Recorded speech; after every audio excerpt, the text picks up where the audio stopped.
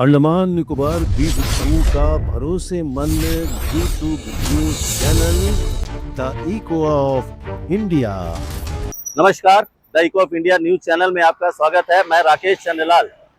Bharatiya Janata party के प्रदेश अध्यक्ष अनिल कुमार तिवारी ने सोशल मीडिया में जो मेडिकल केस और इसको लेकर जो कांग्रेस पार्टी और उनके कुछ लोगों द्वारा जो बातें फैलाई जा रही हैं उसका खंडन करते हुए कहा कि इस मामले पर उनका कोई लेना देना नहीं है और वे यदि इस तरह के मामले में इन्वॉल्व होंगे तो वे राजनीति से संन्यास लेने को तैयार है। भाजपा मुख्यालय में पत्रकारों से बातचीत करते हुए श्री अनिल कुमार तिवारी ने कहा कि मतभेद अवश्य होना चाहिए लेकिन मनभेद नहीं होना चाहिए। उन्होंने कहा कि भारतीय जनता पार्टी हमेशा से ही और जो प्रदेश भाजपा है वो हमेशा से ही लोगों के कल्याण के लिए सेवारत है, प्रयासरत है और कई सारे ऐसे मुद्दे हैं जिनका समाधान किया गया है। 11 सूत्री मांगे जो है जो होम मिनिस्टर को सौंपा गया है और बहुत जल्द उसका भी उन्मूलन हो जाएगा। कई ऐसे प्रयास किए जा रहे हैं जिससे द्वीपवासियों का हित जुड़ा हुआ है। उन्होंने कहा कि जो भी आरोप लगाए जा रहे हैं वो सरासर निराधार है।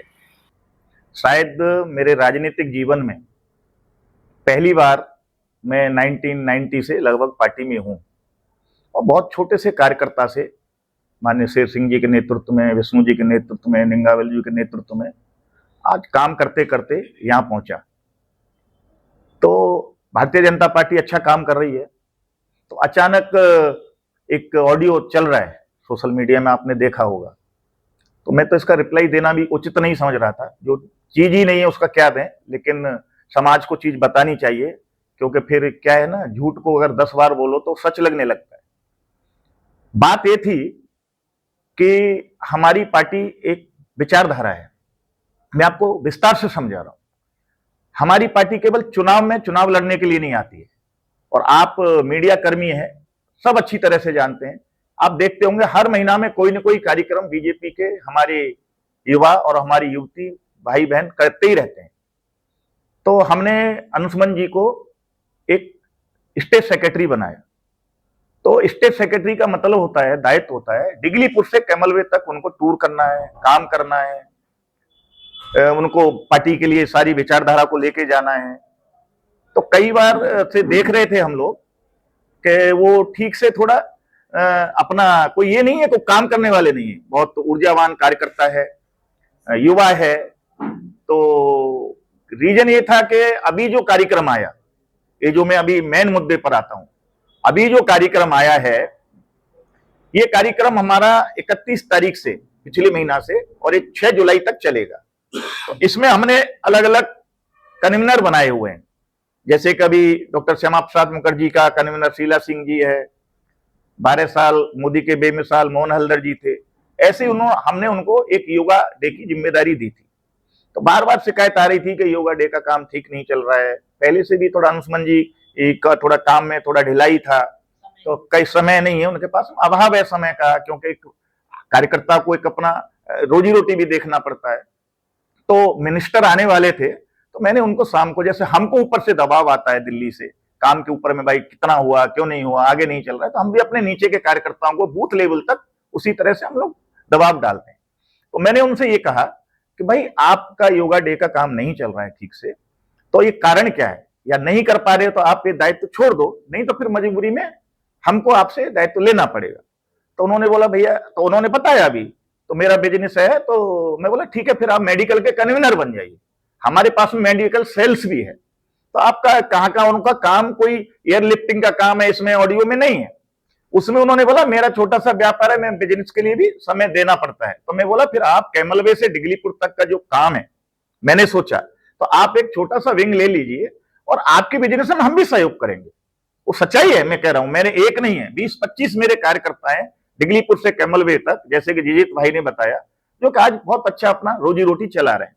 और देखिए राजनीति में जिसके पास में सोर्स ऑफ इनकम नहीं होगी और फुल टाइम राजनीति करेंगे तो क्या करेंगे आप बताइए।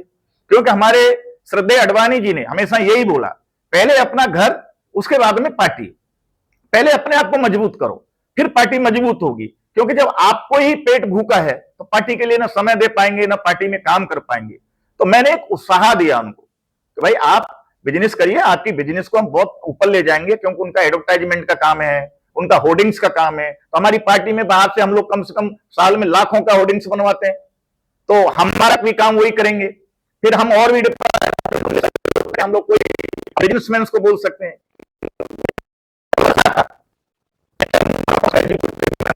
मैंने अरोड़ा जी के अंदर में काम किया, मैंने भास्कर जी के अंदर में काम किया, मैंने सुरेंद्र पहलादका जी के अंदर में काम किया। मेरे 14 साल का जीवन देखिए चैम्बर ऑफ कॉमर्स में, एक छोटा सा मेरे ऊपर धब्बा नहीं है। फाइनेंशियल मैटर में मेरे मीडिया कर्मी सब जानते हैं, ये ऑडियो सुन के भी लोग बोलते हैं। बाकी तो कुछ भी हो सकता है, लेकिन ये चीज हमको मंजूर नहीं है जो आपके ऊपर में आरोप लग रहा है। क्योंकि मैं खुद देखिए, अभी मैंने एक मर्चुरी में खुद मैंने अभी आपका एक डोनेट किया है, क्योंकि वहां लोगों को बहुत दर्द था, शिकायत था। वो भी इंडिपेंडेंट हमारा अजीज है जिला परिषद मेंबर, वो और हमारे राजेश्वर लाल जी हैं जो हमारे ओबीसी मोर्चा के अध्यक्ष हैं। उन्होंने बोला हमारे यहाँ बड़ी दिक्कत हो रही है, तुरंत मैंने अपना तरफ से, पार्टी की तरफ से नहीं, एक चर्चा करके एक अच्छा पैसा लाखों रुपया लगा के उनको एक डोनेट किया। कभी भी कोई मेरे पास आता है खाली हाथ नहीं जाता है। उसके बाद में अभी साजिद साहब ने बहुत आरोप लगाया, मैं उनका बताना चाहता हूं, देखिए हम ये छोटा सा कोई ऑडियो मिल जाए, छोटा सा कोई वीडियो मिल जाए, या छोटी सी कोई क्लिप मिल जाए, उसको लेके भारतीय जनता पार्टी बहुत आवंडर ये नहीं करती है। क्योंकि हम लोग को हमारी पार्टी में अनुशासन और एक कर्तव्य निष्ठा सिखाई है। आप देखिए, मुझे भी कल जैसे किसी ने उनके बारे में बताया, उनके पास में कितना एफआईआर है, उनके पास में क्या है, केस ठंडे बस्ता में पड़ा है, तो क्या हम धरना प्रदर्शन करने लग जाएं थाना के सामने में? अरे हम कानून पर भरोसा करते हैं। कानून, मेरे ऊपर में भी कोई केस है, कानून उसका करेगा काम, उनके ऊपर केस है, कानून काम करेगा। तो इसमें हम लोग नहीं है, हम भी चाहें तो कांग्रेस पार्टी के ऊपर में जाके धरना कर सकते हैं कि भाई आपका पास 3 एफआईआर है, हो सकता है मेरे को गलत इंफॉर्मेशन मिली हो। करना क्या चाहिए, पहले कंसर्न आदमी को पूछना, आपके बारे में ऑडियो मिला है, आपके बारे में वीडियो मिला है, ये क्या है, इसमें क्या नहीं है। जो अंशुमन जी ने बोला है, जो हमारे डॉक्टर जी ने बोला है, वो एडिट है, उसमें पूरी बात नहीं ली गई है। कहां पर कांग्रेस पार्टी को उसका फायदा हो सकता है, उतना ही बात उन्होंने लेके उसको वायरल कर दिया, इतना बात। उसके बाद में उनको एक महसूस हुआ, अंशुमन जी को, उन्होंने रेजिग्नेशन भी भेजा हमको, कि मेरी वजह से उन्होंने अपने किसी खास आदमी को भेज दिया। उन्होंने खुद बोला है, उनका ये नहीं था, क्योंकि वो डांट से डरे। एक होता है आदमी को कि भाई डांट पड़ रही है, हमको ये हो रहा है, और एक अध्यक्ष है, हमको भी डांट पड़ती है हमारे अधिकारियों की, हमको भी डर लगता है, हम लोग को समय पर काम करना पड़ता है। उसके बाद में मेरे ऊपर में हमारे एक जनप्रतिनिधि हैं अजीजुर रहमान जी, नियामत भाई, उन्होंने भी कई आरोप लगाए। मैं उनको बताना चाहता हूं, देखिए आप एक चुने हुए जनप्रतिनिधि हैं, आपकी बात करने की मर्यादा, आपकी बात करने की शैली एक ऐसी होनी चाहिए जो जनता को अच्छी लगे। आपने मुझे चैलेंज किया, 48 घंटा का टाइम दिया कि मेडिकल में जो गड़बड़ हुआ है, मेडिकल में जो प्रॉब्लम हुआ है, जनता को जो परेशानी हुई है, या तो अनिल तिवारी माफी मांगे, नहीं तो हम उनके कार्यालय का घेराव करेंगे। मैं उनको बताना चाहता हूं, देखिए हम लोग स्वयं सेवक हैं, हम लोग गलत काम न तो स्वीकार कर सकते और न हम गलत काम कर सकते। अगर भारतीय जनता पार्टी के कार्यकर्ता की तरफ से अगर कोई चीटिंग हुआ है जनता के साथ में, अगर कोई घोटाला हुआ है मेरी तरफ से या मेरे किसी कार्यकर्ता की वजह से, एक बार नहीं, हम 1000 बार माफी मांगने के लिए तैयार हैं। पार्टी के प्रवक्ता, मुख्य प्रवक्ता डॉक्टर जिजित रेक ने भी मीडिया को संबोधित करते हुए कहा कि पार्टी की छवि को धूमिल करने के लिए प्रयास किए जा रहे हैं और जो भी बातें कही जा रही है वो सरासर गलत है। वीडियो को डॉक्टेट किया गया है, उसके साथ छेड़छाड़ किया गया है। मीडिया कर्मियों को मेरा नमन। दोस्तों, आज हम लोग ने जो प्रेस कॉन्फ्रेंस कॉल किया है उसका मेन उद्देश्य है कि पिछले 3-4 दिन से मीडिया में एक हमारे प्रेसिडेंट साहब का एक ऑडियो क्लिप चल रहा है, एक डॉक्टर्ड ऑडियो क्लिप है, वो चल रहा है और इसको कांग्रेस पार्टी ने, फिर उसके बाद कई चुटपुट नेताओं ने और इनको हाईलाइट किया इस मैटर को और इसको एक अलग ही टर्न दे दिया है। मैं इस बारे में बताना चाहता हूँ, एक तो ये डॉक्टर्ड है और इसका कोई पूरा वर्जन सुना ही नहीं है, खाली बोलते हैं कि पूरा वर्जन डालेंगे। अब देखिए, आप लोगों को एक बात बताना चाहता हूँ कि हमारे अध्यक्ष ने हमारे एक पार्टी ऑफिस बीरर को फोन में बताया कि पूरा वर्जन के बारे में बात कर रहा हूँ, कि उनको एक दायित्व दिया था और उन्होंने उस दायित्व को ठीक से निभाया नहीं। तो प्रेसिडेंट का दायित्व होता है कि उनको बताना कि आपको जो काम दिया गया आपने किया नहीं है, इसलिए आपको या तो रिजाइन कीजिए आप, या फिर आपको हमें हटाना पड़ेगा पद से, क्योंकि आपको जो पद का गरिमा को आपने मेंटेन नहीं किया है। देखिए, अब हर कार्यकर्ता हमारे एक परिवार के तरह है, तो अध्यक्ष जी को ये अच्छा नहीं लग रहा था कि उनको पद से हटाना। तो अध्यक्ष जी ने उनको कहा कि आप जो भी बिजनेस कर रहे हैं, हम जो है आपको पूरा सपोर्ट करेंगे। ऐसा नहीं कि हमारे अध्यक्ष ने पहले बार कोई अंशुमन राव या किसी को बोला ऐसा। हमारे पार्टी में और पार्टी के बाहर भी ऐसे बहुत लोग हैं जो इन्होंने फाइनेंशियली मदद किया और वो बिजनेस में अच्छा कर रहे हैं। ऐसा करना कोई गलत काम नहीं है। अब इनका बड़कपन है कि ये लोगों को सपोर्ट करते हैं, और ऐसे कई, इंक्लूडिंग मी, मैं भी बोल सकता हूँ कि इन्होंने अब सपोर्ट किया हमें। तो ये बात उन्होंने कहा, और उसको और थोड़ा जो सीरियसनेस को थोड़ा डाउन करने के लिए एक ह्यूमरस वे में उन्होंने कहा, जब तुम अच्छा पैसा वाला हो जाएगा, हमें पार्टी के लिए फंड का जरूरत पड़ेगा, तो आप हमें फंड से भी मदद करना है। अब इस चीज को तोड़ मरोड़ के ऐसा सेट कर दिया गया है कि एक आदमी को हमने प्लांट कर दिया वहां से कमा के इनको दे देना। अरे भाई, एक बात बताइए, जो लोग बोल रहे हैं वो अपने ग्रामान में तो कम से कम जाकर देखें, ठीक है? एक उनका बड़ा नेता जेल में, बाकी सब बेल में है, ठीक है? और जो बात कर रहा है, जो एक उनका एक लीडर है जो बैंक घोटाला में अभी बेल में है, उसका लगभग सारा धारा देखा, मेरे को याद करना मुश्किल हो गया। 420 से शुरू होकर सारा का सारा 10-12 धारा लगा उनके ऊपर। वो खड़ा होकर ईमानदारी का बात कर रहा है। अंडमान के बारे में, अंडमान का बड़ा मतलब ऐसा कर दिया बीजेपी ने, वैसा कर। अरे तुम लोगों ने मूल फाइनेंस सिस्टम को लूट लिया, 500 करोड़ रुपया साइफन करके अपने घरों में रख के ईमानदार बन के बैठा है।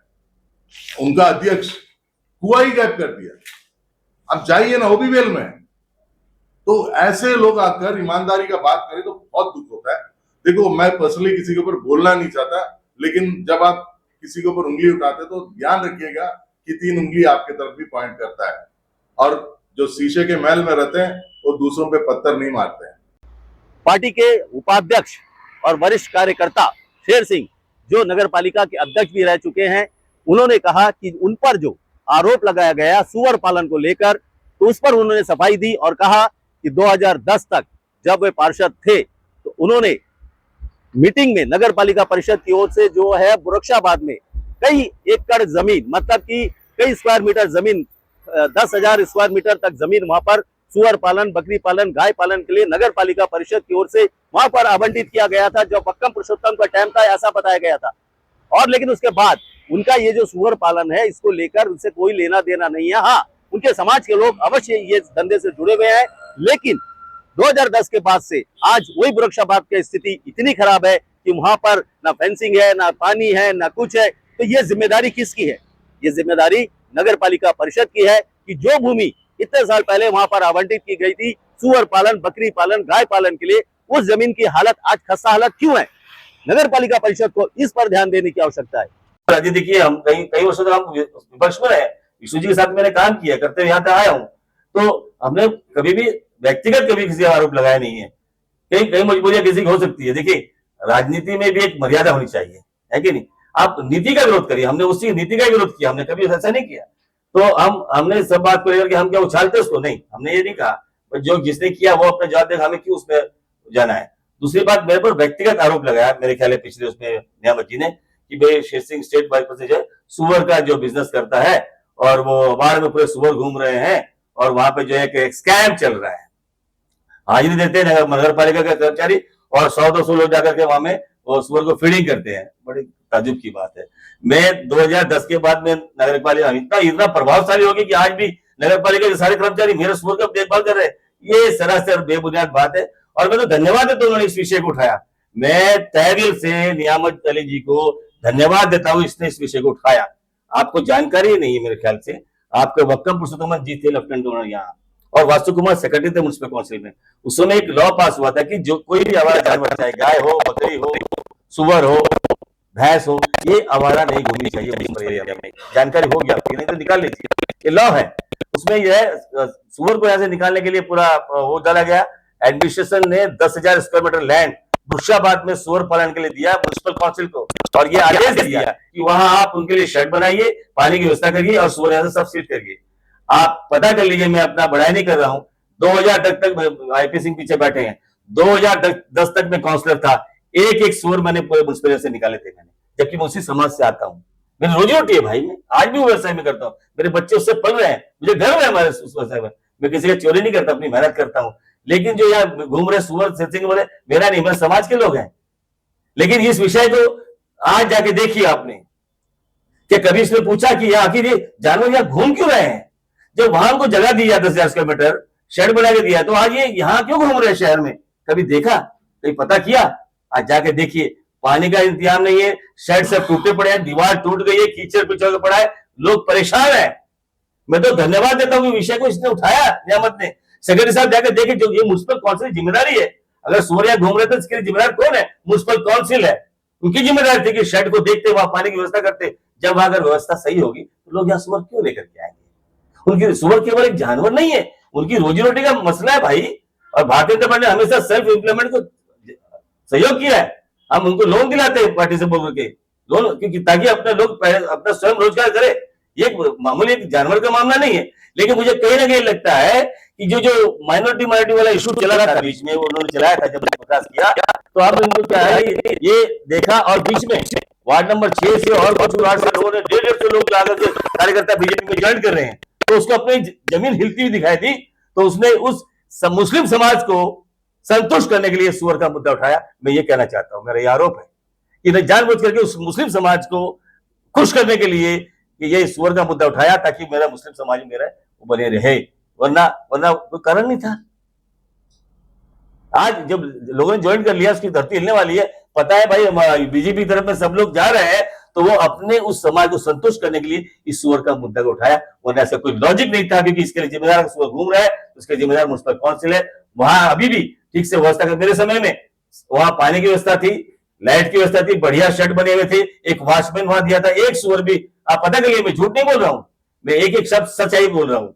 2010 तक मैं काउंसिलर था, एक भी सुअर यहाँ नहीं था, क्योंकि व्यवस्था वहां बढ़िया की थी। उसके बाद किसी ने ध्यान नहीं दिया, और उसके बाद जाके ये जानवर यहाँ घूम रहे हैं। इसके जिम्मेदार कौन है? म्युनिसिपल काउंसिल है। आज भी अगर वहां सही व्यवस्था कर देंगे तो आपको शहर में सुअर दिखाई देंगे नहीं। बाकी भी जानवरों को हटाना चाहिए, वो अलग विषय है, लेकिन मैं उस पर जाता नहीं। लेकिन ज्यादा क्योंकि मैं समाज से आता हूँ, मैं जानता हूँ कि परेशानी क्या है। मैंने कई बार आपका दीपक बिहारी है सीनियर ऑफिसर, सेक्रेटरी ऑफिसर, उनके सामने बात रखी है कई बार, लेकिन अभी तक उनका कोई व्यवस्था हुई नहीं है। इसके लिए जिम्मेदार म्युनिसिपल काउंसिल है, शेर सिंह नहीं। बहुत बहुत धन्यवाद, नमस्कार। अंडमान निकोबार द्वीप समूह का भरोसेमंद G2 news channel the Echo of India.